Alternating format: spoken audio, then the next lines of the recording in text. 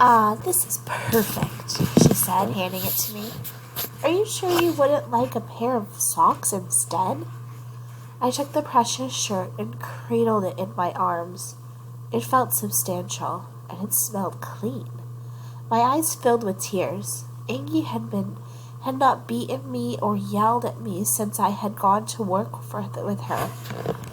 But this was the first time she had treated me with real human kindness. Thank you, ma'am, I said. This shirt is perfect. I was so grateful that I felt like hugging her, but I thought better of it. Your generosity is appreciated. Angie smiled. I've always prided myself on my generosity. I kept that dark shirt behind me as I started on the mending that had accumulated in my laundry basket.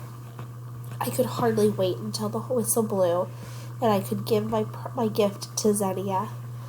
She would be so surprised. The anticipation of her pleasure lifted the cloud of sadness that had hovered over me since Larissa and I had been captured by the Nazis. Most of the time I felt so powerless, and that was the worst feeling of all. But the joy of seeing Luca and being able to help Xenia made the difference between hope and despair. When the 6 o'clock whistle blew, I changed into my own rags and burst out of the laundry house door, the shirt clutched to my chest. My face and arms smashed into something solid. I fell into the dirt, landing on my hands and knees. The shirt flew out of my grip and landed in a cloud of dust. In front of my face was a pair of black boots, shiny through a light veneer of dust. I looked up. It was the roll call officer. So, the little seamstress is a thief. I snatched the shirt from the ground and stumbled to my feet. I stood at attention before him, acutely aware of my filthy dress.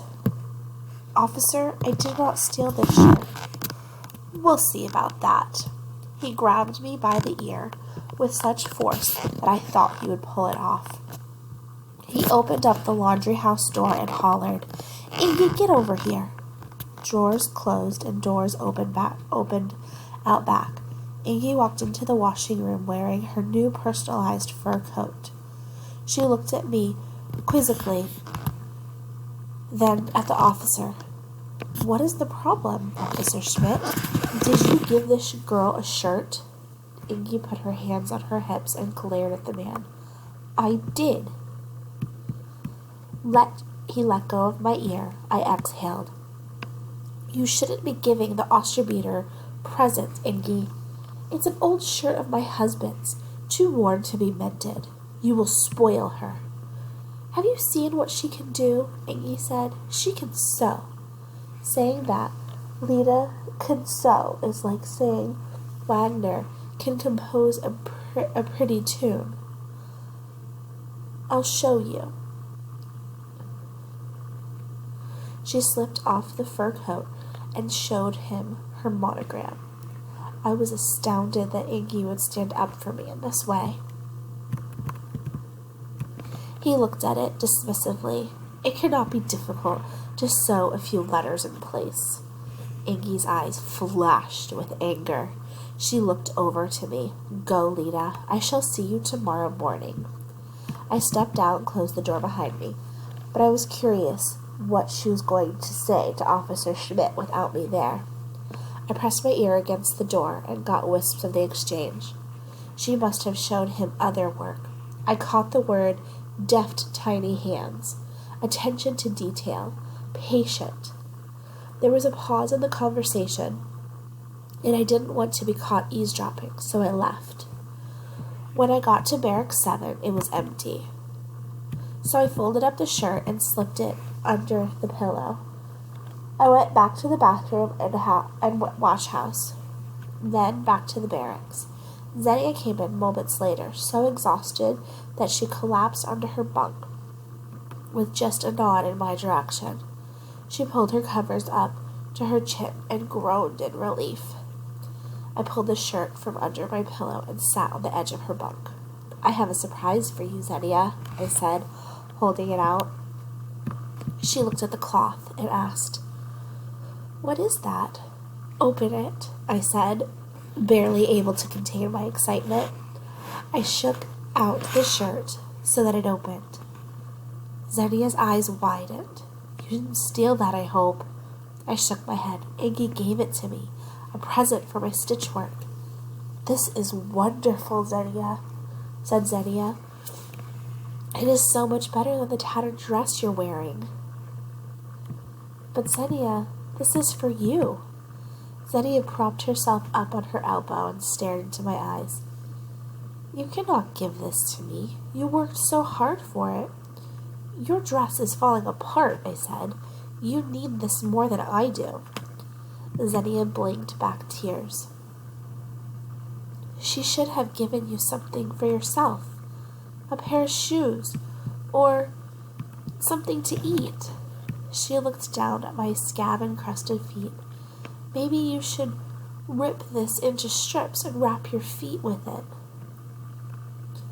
"You know they wouldn't last long," I told her. "Besides, I want you to have this. I have a good smock that I wear all day when I'm working, and it's clean in the laundry, so my feet are healing. Do you want to be walking around naked? Your dress is not likely to last much longer." "Thank you, Lydia. Thank you." Xenia reached out and gripped my hand. "You can save what's left of my own dress for patching." She slipped into this shirt, and even though she was taller than me, it was still huge on her. We were all not much more than skeletons after all. She took it off. We were trusted with needle and thread, but not scissors, so I carefully tore the sleeves, then picked apart the seams on either side of the shirt so that I had one big piece of cloth and two smaller pieces. With the big section of material from the back, I stitched a sleeveless dress for Xenia. I was in the midst of all this sewing when the other girls entered the barracks. Katerina picked up the two front panels of the shirt and held them up to me. "There's more than enough to make yourself a new dress out of this. Do you need buttons?" I shook my head. While I finished up the seams of Xenia's dress, Katerina picked up the button thread with the sharp end of a sewing needle. Once the buttons were all removed, she stitched the two front sections together. My sleeveless dress needed to be several inches shorter than Xenia's, which meant that there was plenty of cloth left over. We worked at it gingerly so the cloth would tear straight. With these bits of scraps of sturdy blue flannel, plus my old dress and what was left of Xenia's old outfit, Mary and the others were able to patch their own clothing. Every single girl in Barrack 7 cut a bit of cloth. I fell asleep with a smile on my lips for the first time in a very long while. It had been a good day. I dreamed that my mother was bending over me, brushing my forehead with her lips. "Beauty can be found anywhere," she whispered. I longed to open my eyes and see her hovering over me, keeping me safe. The dream was so real that I could almost feel her warm breath on my cheek. Mama's face dissolved and was suddenly replaced by Luca's. "Stay safe, little sister," he said. His lips continued to move, but I could no longer hear the words. "Luca," I cried, "what are you saying?" My eyes flew open. The image had been so real that I almost expected Luca to be hovering over me, but he wasn't there. I was thankful that I had gone to see him at the hospital, to know that he was safe. Dreams could so quickly turn to nightmares after all.